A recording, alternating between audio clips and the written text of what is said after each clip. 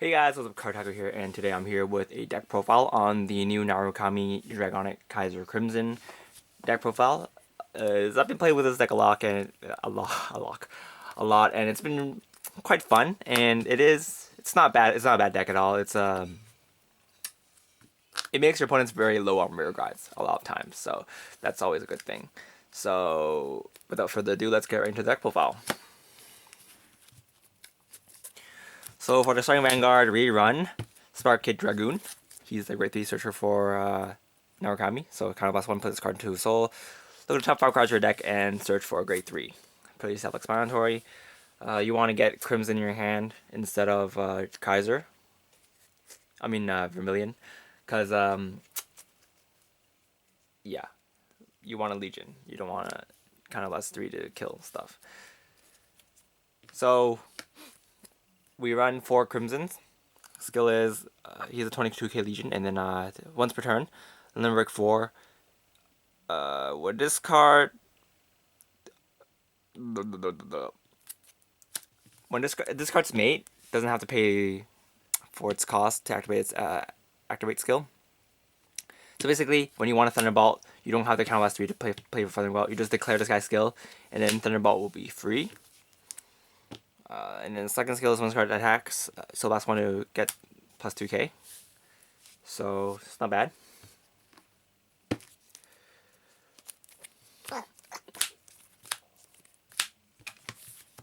Next, we run 4 Dragonic Kaiser Vermilion. Skill is Limerick 4, kind of last 3. This card gets plus 2000 power, and then a new skill. When this card attacks, you attack the front row. And then the other effect is when there's a non-Narukami unit on the field, this card gets minus 2000 power. So, but this you don't have to worry about the counter last 3 because it gets wiped off by Crimson, which is why it makes it so good.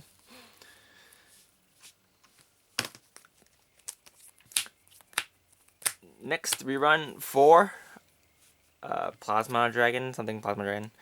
He's a 12k attacker for Kaiser units. Pretty self-explanatory, but mainly he is really good with the Conquest Dragon, and he's pretty good with a 10k booster behind it. So we'll talk about that a bit later. Next, we run 3 Dragonic Death Sights. Now, people might be thinking, why am I running this card? It's pretty obvious, actually. This deck doesn't use Counterblast, since Thunderbolting is free. And the only other card that uses Counterblast in this deck is Spark Dragoon. That's 1 Counterblast, so you still have like 4 Counterblasts left over. And you might get heals and stuff, so it doesn't matter. Counterblast 2 to retire a unit when this card's called in Vanguard Circle. Retire a grade 2 or below. Very useful because he is mainly used to combo with Dragonic Kaiser. Conquest Dragon. Since that guy's skill, I'll talk about it a bit later actually. So yeah, let's get on with the rest of the deck first. Next we run the Shotgun Blow Dragon's Legion Mate. We don't run Shotgun Blue Dragon in this deck, but his Legion Mate is very useful. His effect is, during your turn, when the opponent's rear guard is put to the drop zone, this card and your Vanguard's in Legion, this card gets plus 2000 power. So when you Thunderbolt, this guy gets plus 6k. And he becomes this 15k attacker by himself, which is very, very good. But it doesn't work when you're in Stride, because you're not technically in Legion. So yeah, keep that in mind.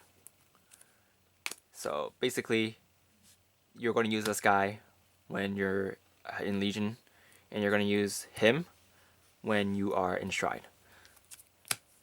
But this guy works both ways, so yeah. Next, we run the Stride boosters. When this card's discarded for Stride, it counts as a grade 3. He also searched for Dragonic Vanquisher, but you don't run Dragonic Vanquisher in this deck, so you don't really need to worry about that. But since he is a Stride booster, he is quite nice to have sometimes. You know, sometimes when you are stuck in Dragonic Kaiser for some reason, and then you can just Stride until you hit into a Crimson. Next, we run the grade 1 version of him.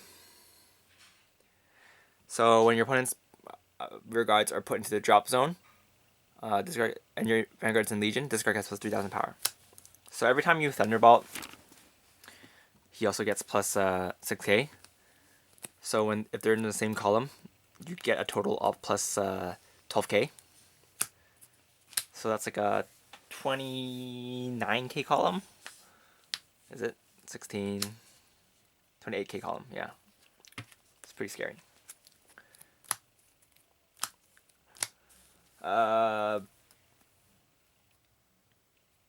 We run the Limbrick Enabler. Pretty self-explanatory. You run the Crimsons and Vermilions, and they have Limbrick, so you don't want to wait for that 4 damage. So sometimes your opponent's going to pressure you at 3 damage, so you're just going to keep this guy on the field so you can, Limit Break before you can actually Limit Break. So it's quite handy to have. Next, we run 2 Rising Phoenix, Soul Blast 2 to draw a card. Obviously, it's very useful to get cards in the Legion, get cards in the drop zone very fast. And you can also help recycle your cards to perform Legion again if you need. Next, we run 4 Anastasias. She's the G Perfect Guard, or Perfect Guard G, whatever you want to call it. So whenever you guard with this and you have another Anastasia in your drop zone, you can unflip the damage, which isn't that actually doesn't matter too much because you don't use counterblast that much. But if you want to get some extra death size off, then that's always nice. So you can actually run the old Perfect Guards instead, but since she looks so good, just gonna run her. So next we run 8 crit, 4 draws, and 4 heals. Pretty self-explanatory. You could run more crits if you want, but running those draws are always nice. I saw some people running 12 crits, and it's pretty scary because the rear guards are so big. But yeah, let's get into the G zone. So for the G zone, we run 4 Conquest Dragons. Now, Conquest Dragon is obviously the new card that came in GBT02. Skill is once per turn, you can choose a Conquest Dragon in your G zone and flip it face up. If you do, choose a card. If you have 2 G units face up, then choose one of your rear guards and retire it. And then for every open rear guard circle on your opponent's field, in your opponent's front row, he gets plus 5k. So basically, this is why you need Death Scythe. If they have another unit face up, you just go Stride. Just like that. So you go Stride, call it Death Scythe, pop 1 unit, use a Conquest Dragon skill, pop the other unit. Now your front row gets plus 10k. That's why Death Scythe is used. Because if you can't kill, if he has 1 unit, you only get. If he only has 1 unit on the, if he has 1 unit in his rear guard circle, in the front row, then he only gets plus 5k. But if you retire it with Death Scythe, then you get plus 10k, which is, it makes a lot of difference. So, yeah. Next, we run the rare G unit for Narukami. Skill is when this card attack hits, your opponent chooses a rear guard and retires it, and then you choose 2 cards in their drop zone and bind them. So this card is actually kind of anti-meta, if you think about it. Against decks that have Legion anyway. I guess it's good against Sing Saber decks and whatever else that uses Legion. But getting rid of triggers and stuff is very, very useful anyway. I guess this card is especially mean against Grand Blues, I guess.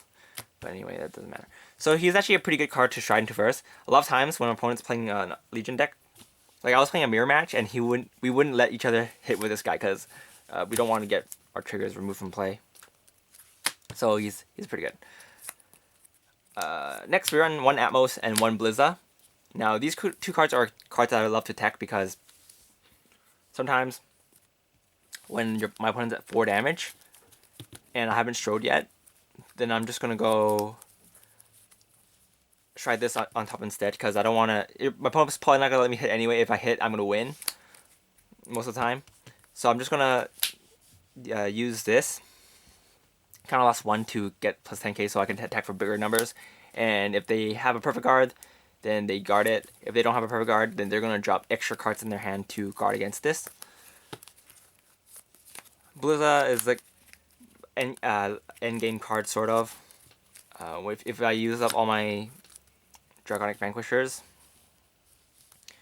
just go Blizza, and then probably one of them is going to be, so you have probably one of these 2 cards left in your bind zone, and flip them, and then this card gets plus 5k for everyone face up. Yeah, Blizza's skill is cost 1, choose a card in your D zone and flip it face up. When this unit attacks, you may pay the cost. If you do, this card gets plus 5k for every face up G card. So it's pretty good. It's a pretty good endgame finisher, especially if they don't have a perfect guard. They're pretty much dead. Atmos is better for earlier game, I guess, when you don't have any cards face up. So, yeah. Blizza is also good if you want a Generation Break 2, which this deck doesn't have. But if you want to use like what's her face? Asha. Then she's good. He's good. If you don't have any other grade 3s in your hand at that time. But anyway, that's pretty much it for this deck profile. Yeah, there's not much else to say about it. It's a very fun deck. It's not a bad deck. I think it's really consistent, and it definitely puts a lot of pressure on your opponent's field, I guess, because they'll be like, they're not sure what they're gonna call, since most of the time whatever regard to the call, they'll be gone the next turn. So to be very careful, especially when you're playing against players that use Oracle Think Tank and whatnot, since their toms are pretty important, and if they can't kill you that turn with their toms, then goodbye, Tom. So yeah, that's pretty much it for this deck profile. Thanks for watching, and stay tuned for more videos. This is Card Taco, and I'll see you guys later. Bye!